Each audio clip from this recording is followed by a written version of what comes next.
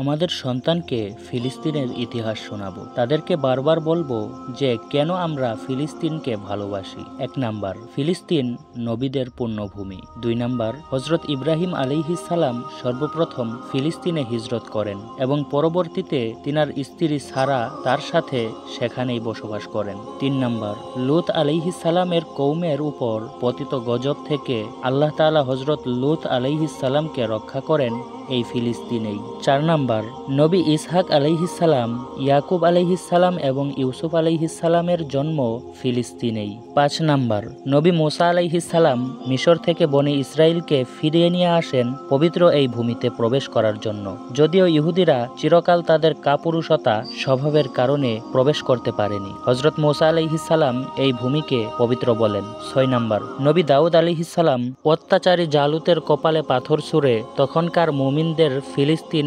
পুনরুদ্ধারে সহযোগিতা করেন। ৭ নাম্বার, নবী সুলাইমান আলাইহিস সালাম ফিলিস্তিনে বসে জিন এবং মানুষ সহ পুরা পৃথিবী শাসন করতেন। হজরত সুলাইমান আলাইহিস সালাম এবং পিঁপড়ার যে বিখ্যাত কাহিনী কুরআনে বর্ণিত আছে তা এই শহরেই ঘটেছিল। ৮ নাম্বার, নবী জাকারিয়া আলাইহিস সালাম ফিলিস্তিনেই বাস করতেন এবং তার মেহরাব এই ফিলিস্তিনেই ছিল। ৯ নাম্বার, এই বাইতুল মাকদাসেই হজরত মারিয়াম আলাইহিস সালাম বাস করতেন এবং অলৌকিক খাদ্য ভাণ্ডার প্রাপ্ত হতেন। ১০ নাম্বার, এই ফিলিস্তিনেই হজরত মারিয়াম আলাইহিস সালাম কোনো পুরুষ ছাড়া একটি শিশু জন্ম দেওয়ার আশ্চর্য ঘটনা জন্ম দেন, আর সেই শিশু হলেন হজরত ঈসা আলাইহিস সালাম। ১১ নাম্বার, হজরত ঈসা আলাইহিস সালাম ফিলিস্তিনে জন্মগ্রহণ করেন এবং এখানেই বেড়ে ওঠেন।